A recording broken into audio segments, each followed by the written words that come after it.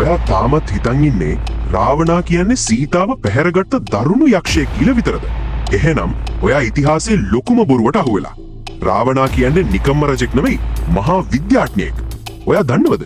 අදටත් ආයුර්වේදයේ පාවිච්චි වන අර්ක ප්‍රකාශය කුමාර තන්ත්‍රය වගේ වෛද්‍ය ග්‍රන්ථ ලිව්වේ රාවණා රජතුමා. ඔහු ලෙඩ සුව කළේ මන්ත්‍ර වලින් නෙමෙයි, දියුණු ශල්‍ය කර්ම වලින්. ඒ විතරක් නෙමෙයි, දඬු මොනරය කියන්නේ මැජික් එකක් නෙමෙයි.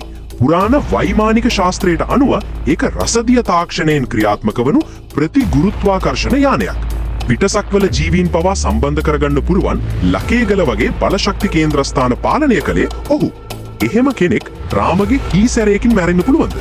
නෑ. පුරාවෘත්ත කියන්නේ ඔහු තාමත් ඉන්නේ අවලම්බන නිද්‍රාවක හෙවත් ගැඹුරු නින්දක කියලයි. ඔයා මොකද හිතන්නේ? අපි තාම පාවිච්චි කරන්නේ රාවණාගේ තාක්ෂණයෙන් බිඳක් විතරද? ඔයාගේ අදහස කමෙන්ට් කරන්න. හැබැයි මේ අපි කතා කළේ අතීතයේ හිටපු රජෙක් ගැන. ඔයා දන්නවද? ඊයේ පෙරේදා දක්ෂිණ අධිවේගී මාර්ගයේ බද්දගම පාලම යට වෙච්ච භයානක සිද්ධියක් ගැන.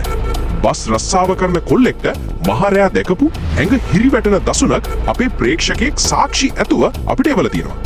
රෑට හයිවේ එකේ යනවා නම් ඊළඟ වීඩියෝ එක අනිවාර්යයෙන්ම බලන්න. ඒ කතාව මග නොහෙර ගන්න දැන්ම PK Studio subscribe කරන්න. අලුත්ම විස්තර දැනගන්න The Midnight Files Facebook පිටුවත් follow කරන්න.